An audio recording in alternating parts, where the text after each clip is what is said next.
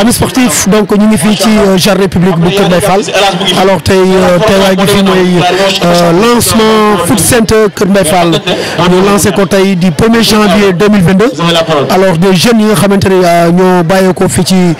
zone bi nga xamante ne mooy Kër Mbaye Fall ñu am vraiment initiative bi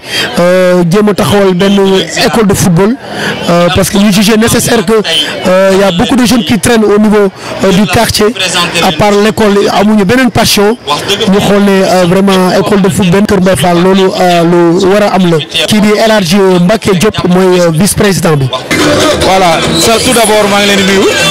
di leen ziar bu baax di leen vraiment jox seen wàccuwaay effectivement bon dañu gis ne Kër Mbaye Fall dëkk la boo xamante ni dëkku football la dëkk la boo xam ne vraiment nit ñi bëgg nañ football te vraiment yàgg nañ si am ay jafe-jafe ñu ne pourquoi waruñu mën ñu créer loo xam ne vraiment bu dinañu dimbali éventuellement parce que ñëpp xam nañ ne jàppoo mu ngi fi yeneen équipe ñu ngi fi surtout jàppoo nga xam ne ñun foofu lañ dëkk ak problème yi am gis ngeen ko boobu ak léegi chaque année dañuy am ay problème lu koy waral dañuy jële joueur feneen jële ko feneen gis nañu loolu day poser problème ñu ne pourquoi mënuñu créer benn centre boo xamante ni fii si Kër Mbaye Fall vraiment dinañu dimbali jàppoo mën na si gis boppam yeneen équipe yi nawetaan gis seen bopp pourquoi pas ñu am ay international pourquoi pas vraiment ñu yóbbu xale yi fu sore loolu moo waral ñu créer Kër Mbaye Fall foot center ensuite bëgg nañ aussi góorgóorlu mu mel ne comme yeneen centre yi mu mel ne jàmbaar mu mel ne génération foot parce que xale yi boo xoolee sànq gis am na ñaari xale yoo xamante ne nii yu gën a ndaw récompensé nañ leen ci seen ay notes yu ñu am seen école donc école bi yemul rek ci football mais dañuy veiller ci éducation xale yi ñu gën a jàpp ñu gën a jàng parce que ñëpp xam nañ ne football ñëpp mënuñ ci réussir donc moo tax ñu gën góorgóorlu aussi ci éducation bi xale yi bu ñu réussir ci football bi ñeneen ñi aussi continuer seen ay études ba mën a cee réussir jariñ seen ay waajur loolu moo tax école bi du football kese dañ ci vraiment éducation yi dañ ci nekk ñu veiller ci bañ ci veiller bu baax nag loolu moo tax vraiment ñu créé ko donc je parle vraiment en tant que vice-président je parle aussi au nom du président Sidi Fall nga xam ne moom vraiment tamit moom natif dëkk bi la ñu jox ko honneur boobu mu delloowaat ma ko en tant que vice-président loolu moo tax vraiment ma ne naa indi leeral yooyu mais vraiment ñu xam ne centre bi dafa ñëw pour góorgóorlu pour essayer vraiment jël footballu Kër Mbaye Fall yóbbu ko bu sori mais aussi veiller ci xale yi ci seen éducation loolu moo tax a jóg centre bi. alors donc ça concerne seulement xale Kër Mbaye Fall yi. waaw xam nga wolof danaan bay sewewu tànk fii la ñuy tàmbalee incha allah bëgg nañ ko yaatal ba mu mel ne génération foot ba mu mel ne yeneen yu mel ne jàmbaar ba nga xam ne day dem ba génn Kër Mbaye Fall xëtt dëkk bi dem ci yeneen vraiment yeneen dëkk Grand Mbao Petit Mbao commune de Mbao en tant que globalité gis ci boppam ba pare doo ko dem encore génn nag buñ sañoon Sénégal gépp la ciy gis seen bopp comme yeneen centre yi ma tudd léegi. loolu nga xam ne taxawal li nga xamante ne mooy école de football yombul parce que dafa laaj ay moyens bëri c'est vrai que jeunes yooyu nag dañoo njëkk compter sur leurs propres moyens avant ñuy tàllal loxo yi nga xamante ne mooy autorités yi au niveau de la commune. xam nga moyens mooy li ma wax léegi bay sawewu tànk moyens si ñun lay tàmbalee donc li nga gis fi yëpp ñun ñoo ko def li nga gis yëpp vraiment xale yi ñoo ko def président ànd ak vraiment ñoom Papa Niang ànd ak ñoom Dodo xale yi ànd yëpp ñoom ñoo def lii donc li nga gis li yëpp déguisement yi ñi ak tamit ñi nga xam ne ay bonne volontaire yu dëkk bi di ñu jàppale donc am nañu yaakaar ne ci kanam tuuti dinañ mën a yóbbu centre bi bu sori vraiment moyen yaakaar naa ne ñun ñooy moyen d'abord ressources humaines buñ koy wax mooy nit yi ñun ñooy moyens yi incha allah dinañ góorgóorlu ba nga xam ne vraiment ñëpp dina ci gis seen bopp ba moyens yi dootul am problème incha allah. xam nañu aussi infrastructure yi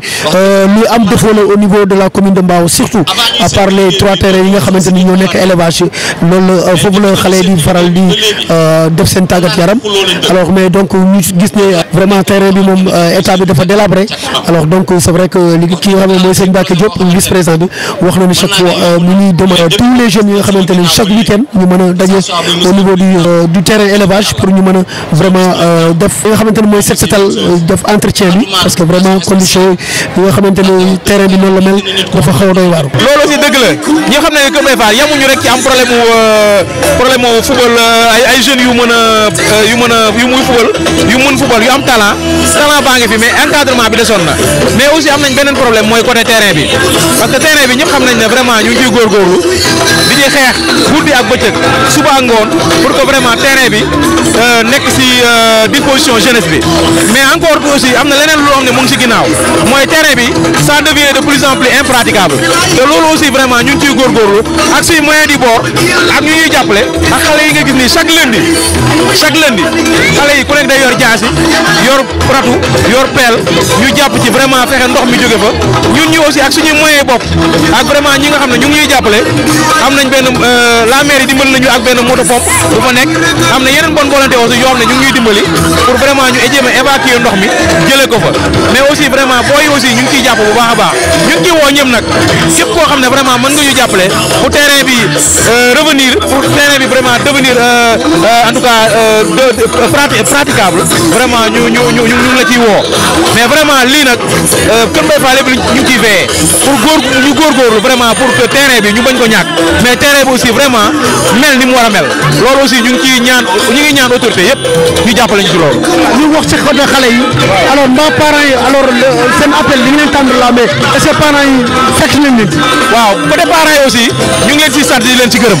parce que parents yi démb mën naa ne semaine bi yëpp chaque jour góorgóorlu nañ xale yi ñoom Papa Niang ak ñoom Dodo ak booy yi nga xam ne ñoo ne ci centre bi moyens yi ñu sol nii xale bu nekk joxuñu la ko nii dañu dem ba ci sa parent toog ak parent bi yaay ji toog papa ji toog ñu waxtaan ak moom jox ko loisir bi ne ko loisir bi nag jëndoo ko dañ ko jox ñun ñoo góorgóorlu vraiment ba jox ko yéen a ngi si jàpp mais gis nga loisir bi entraînement la ñu soxla mu indi ko bëgguñu mu taxawal ak moom si mbedd mi su fekkee ne aussi tamit am na bëggatul kiiwatul ci centre beeg yu dem am ay charte la daal vraiment wax ak parent bi ba xam ne xamal ko ne ko tamit na nga ñu ngi góorgóorlu ba sa doom bi nga ñu dénk dinañu góorgóorlu ba jàngam dinañ ko xool éducation dinañ ko xool fu muy dugg dinañ ko xool fu muy génn dinañ ko xool fu ñu dajeek moom ci mbedd mi tamit day mel na sunu doom la donc loolu aussi wax nañ ko parent bu nekk jël loisir bi jox ko parent bi mu doog ko jox doomam loolu moo war a xale yi nga gis yëpp kenn ku si nekk sa papa moo la jox loisir bi wala sa yaay moo la ko jox booy ñëw parce que ñun ci loxoom lañ ko teg donc ñun vraiment loolu veillé nañ ci bu baax a baax incha allah. tam na nga ko tee buñ ne dem rek a dem ku ne am na fu mu war a yem kon yemal ci sa domaine lépp looy diggee na ko mën bëgg daraja bu mu taxay fenn no def bis di nga feeñ bu def loo dégg wax ko mën na laa jural kaso yaa fi def yaa fi waxoon askor da ko war du moytu nga mandu si képp dox te doolu si li la jox lu sa yoon si sama yëf léegi juge nga juge sa jëf bu dégg daari gëm wala gis rek ne waaw gis dafa war a leer dégg tam war a xool nga fii laa dëkk Kër Mbaye Fall voilà fii sama koñ la fii mooy sama localité ñi ma màggandool ñoo fi nekk ñi nga xam ne footballandoon ak ñoo fi nekk quoi. oui alors yow musique da nga ko embrassé sa passion la. waaw musique sama passion la quoi embrassé mën naa ni depuis bu ma nekkee booy xam nga mu ma topp mais football laa doon def quoi football laa doon def après 2015 lañ commencé di rap ba tey ji yàlla def lu muy def macha allah alhamdulilah. kon nekk période nga xam ne yow moom da nga war a persister ci affaire bi parce que yaa ngi ak talent. yàgg naa ko gëm mais 2017 bi ma commencé rap man kese si laa ko gën a gëm quoi voilà xam ne man mi am naa talent boo xam ne war na ma yóbbu feneen quoi. alors ces projets exactement dans la musique. waaw samay projet récemment génnee naa projet benn album bu ndaw 6 titres voilà génnee naa album mu ngi disponible si plateforme yëpp et puis CD yi disponible na ku ko bëgg mën nga ko am. voilà samay projet mooy teg ay concert après xam nga def samay clip vidéo voilà continuer quoi génnewaat yeneen musique rek mooy sama projet je peux dire. est-ce que waa commune bi xam nañ ne dëggantaan waa Mbao yi je peux dire est-ce que tey soutien bi jéemoo ko demandé. waaw soutien bi moom am nañ ko quoi xam nga laajte nañ ko am nañ ko xam nga sant yàlla quoi gars yi ñëw nañ jàppale nañ ñu quoi mais bëgg nañ xam nga ñu gën ñu jàppale quoi voilà ñu gën ñu jàppale. waaw je rappe en solo quoi oui. Oui, j'ai un staff. Voilà, am na staff bu suude am na ay équipe bu baax ñu ngi liggéey quoi ñu ngi liggéey waaw. waaw comme ni ma waxoon sànq c'est de faire des actes yoo xam ne xam nga ñun ñëpp dinañ ci gis seen bopp voilà. mu ngi noonu quoi. appel bi may lancé mooy xam nga jeunes yi gën a fonk seen jàng gën a fonk seen lépp li nga xam ne ñu ngi koy def ñu gëm seen bopp xam ne dina baax quoi. vraiment ay autorités yi nga xamante ni ñëw teew nag ci kii bi xool li nga xamante ni c'est vrai que ñu rafetlu surtout lancement bi nga xamante ni parce que aussi ñëpp xam nañ tey football lu muy générer ci emploi alors ku mel ni Mamadou Ba nga xamante ni candidat la pour la mairie de Mbao moom it vraiment gis nañ ko fa mu teew ci lancement bi. di gërëm bu baax waa Kër Mbaye Fall football centre bi nga xam ne ñooñu jagleel invitation bi ñu ànd ak l'ancien international monsieur Tassirou Diallo mu nekk ñu ñëw pour taaral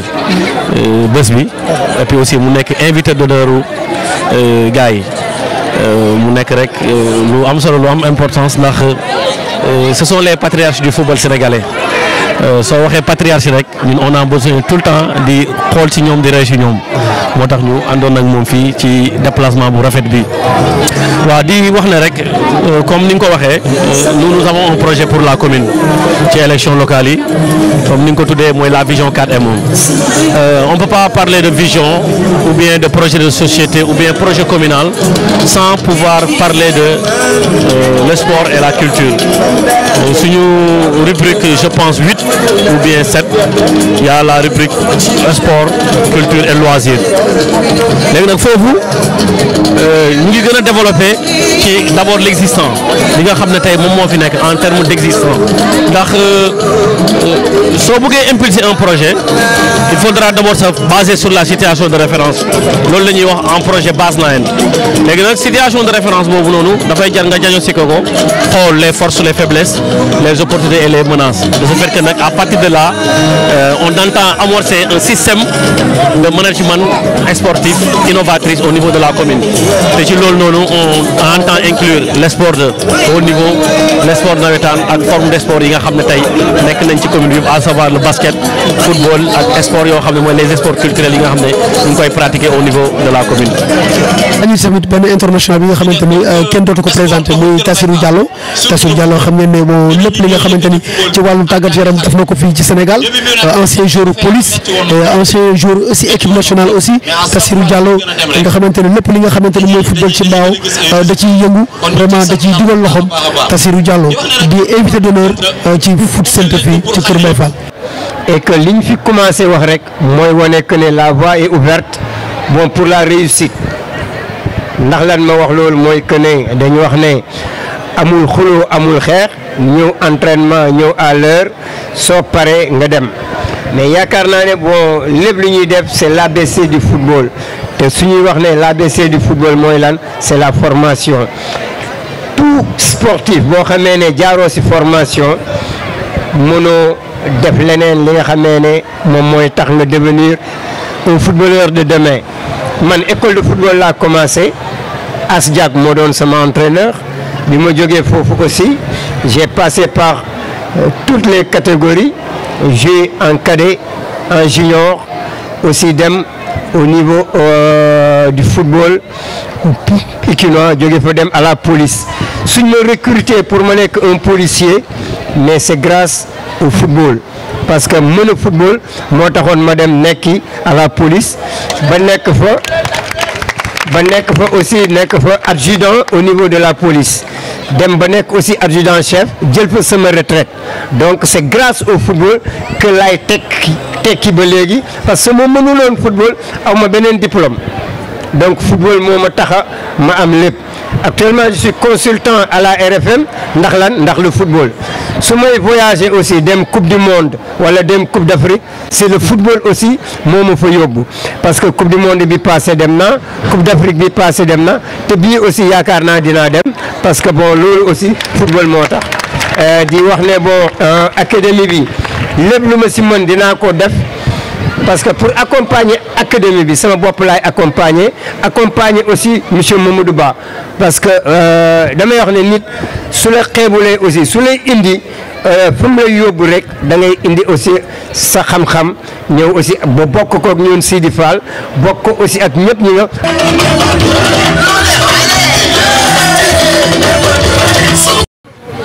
jàpp 8 ans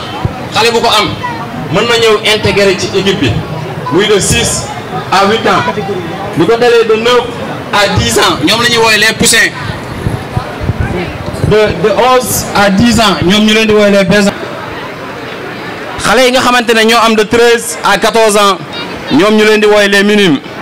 xale yi nga xam ne ñoo am de 15 à 16 ans ñoom ñu leen di woowee les cadets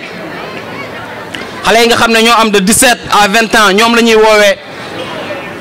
junior espoir. kon Kër Mbaye Fall Foot Center képp koo xamante ne am nga sa doom mu am at yi ñu la wax mën na intégrer ci équipe bi mais bu dee atam méngoowul ak at yi que ça soit mu suufe at yi wala mu mag at yi dans ce cas là kooku du mën a intégrer. boo amee at yooyu ba pare nag dafa am loo xamante ne moo ciy topp xale buy ñëw di intégrer ci ñun il te faut ñu am sa photocopie extrait de naissance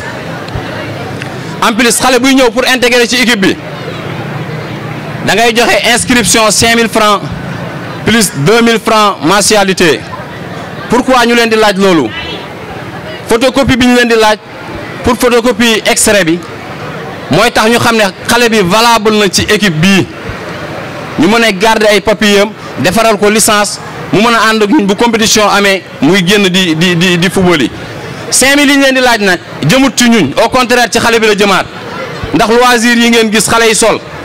ku fi toog ci ñoom yaa ko jëndal sa bopp et que 5000 francs nga ko jëndee 2000 francs yi ñu leen di laaj tamit mensualité ci xale yi la jëmaat ndaxte ñun ñu sekk kuréel bi rek yaakaar naa mat nañ 15 membres yoo xamante ne mensualité 2000 xale yi boo leen dajale bu ñu matee 50 xale tamit ce qui veut dire que ne 100000 francs lay doon 100000 francs ñun buñ koy séddoo suñu biir ci 15 personnes yaakaar naa loolu du xaalis mais lu ñu tax a jóg mooy lan dimbali xale yi. mettre leen dans de bonnes conditions ñu bañ a nekk ay xale yi nga xamante ne dañuy ne ci dëkk bi taxawaalu société bi jéppi leen moo tax tey ñu sóobu ci projet bii et que projet bi nii nekkul projet bi nga xamante ne n'importe quel xale tamit dañ ciy intégré parce que tamit sa éducation yooyu yëpp bokk na ci yi nga xamante ne ñun dañ ciy veillé Kër Mbaye Fall Foot Center dafa am ay règlement yi nga xamante ne noonu lay doxee dañuy ànd ak xale yi. di leen yóbbu ay stade ñuy jouer ay match stade ñëpp xam nañ ne pour jouer fa match conditions yi dafa metti bu dee la nuit da ngay fay 50000 francs le matin ngay fay 25000 francs et que xale yi ñun ak ñoom bëgg nañ au moins même bu dee 2 fois ci mois bi dinañ ànd ak ñoom stade di am foofu des matchs amicaux plus compétition et tout ça yaakaar naa kon 2000 francs yi nga xamante ne ñoom moom lañ ñuy jox gëm naa ni loolu noonu yëpp. ci ñoom la jëmaat